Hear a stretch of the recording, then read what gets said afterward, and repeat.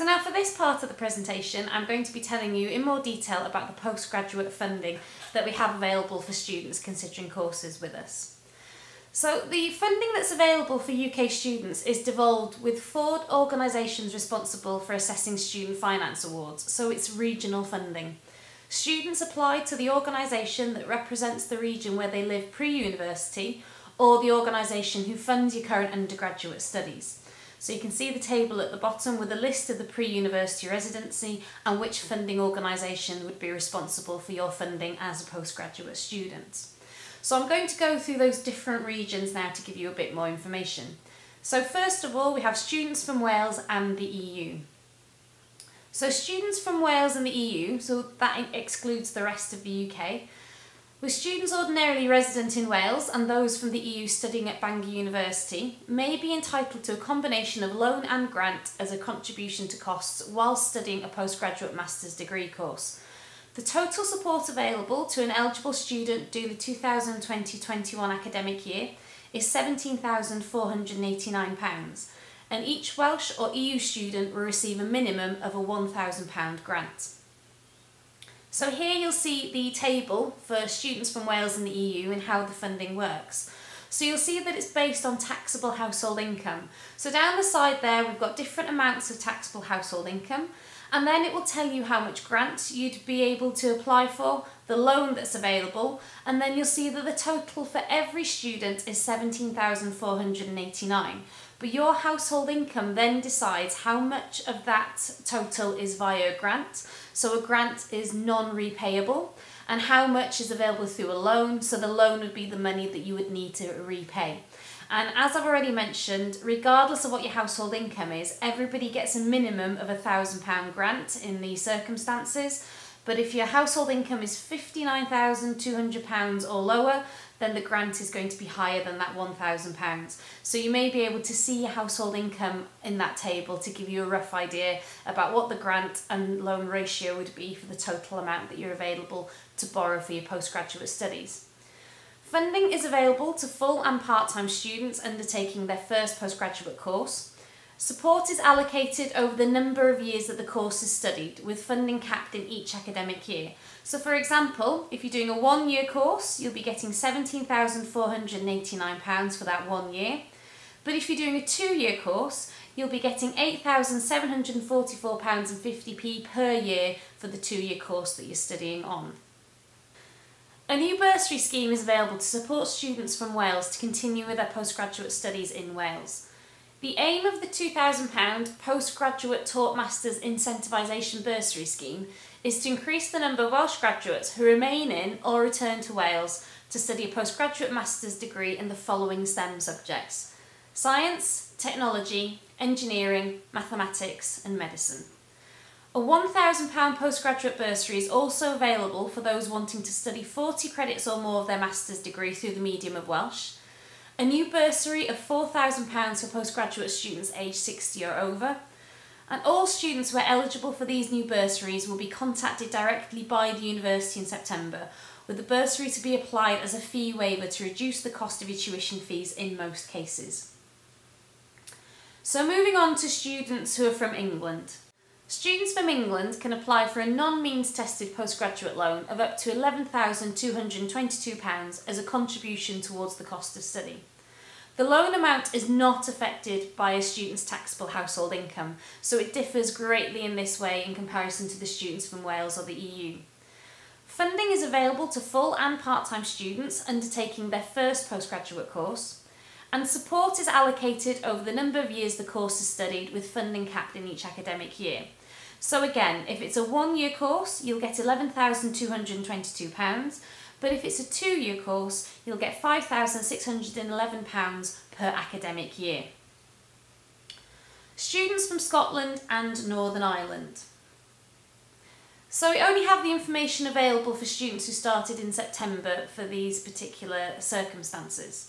So postgraduate tuition fee and living costs loan in Scotland. Students from Scotland are able to apply for a postgraduate tuition fee loan of up to £5,500 for master's degrees. In addition, students can apply for a living cost loan of £4,500 for the duration of their postgraduate course. Postgraduate tuition fee loan for Northern Ireland. Students from Northern Ireland can now apply for up to £5,500 towards the cost of their postgraduate tuition fee. For full details, please check the Student Finance Northern Ireland website. So I'm just going to tell you a bit now about the postgraduate funding conditions. So a full master's course is 180 credits. Postgraduate funding is available to students undertaking their first postgraduate qualification. Postgraduate funding isn't available to students receiving funding from any of the following: the NHS, the Department of Health, Social Services and Public Safety, Student Awards Agency Scotland, Care Council Wales and CES 2. I'm now going to tell you a bit about the funding for doctoral courses. So this is for students from Wales, England and the EU. There's a loan of up to £26,445. The payments are made in instalments across the number of the years of the doctoral programme. And those in receipt of studentship funding from any of the 7 UK research councils, so whether that's full or fees only, will not be eligible to receive a loan. And those receiving other direct forms of government support for maintenance and fees costs, so including any salary contributions or fees provided by the NHS for the purposes of doctoral study and the CES 2 scheme, will not be eligible either. So there could be additional support available to some students depending on your individual circumstances through the Disabled Student Allowance. So any students who have a disability, a long-term illness or specific learning difficulty can apply for the Disabled Student Allowance or the DSA. Now this allowance does not depend on household income and it's not a specific amount of money. It could just help you with costs that you might incur additionally because of the disability, long-term illness or specific learning difficulty. So for example, the DSA could provide eligible students with specialist equipment like computer software, non-medical helpers like a note taker or reader, extra travel costs because of your disability, or other things related to your studies, like for example, photocopying. So you need to apply for this support each academic year and you will need a needs assessment report. So for more information, please contact the Disability Service here at Bangor and you have the webpage there that you can take a look at. But we do encourage you to get in touch well before you start at Bangor University so you can have a really good explanation of all the different things available to help you out and all the information that can make a big difference to you when you're starting here at the university. So moving on to repaying these student loans. Now the repayments start when students earn £21,000 or more and the repayment process is automatic. So you'll repay 9% of your income over that £21,000 threshold and it's deducted from your wages and paid to the student loans company via the HMRC tax system. And repayment of the postgraduate loan is made alongside the repayments for your undergraduate loan. Now there are some bursaries and scholarships available that you may want to look at. So there are a number of funding schemes typically available from or via the university. So again, please have a look at our website to see which of these opportunities you may be eligible for. So just this is a screenshot of our website and you'll see all the different headings there.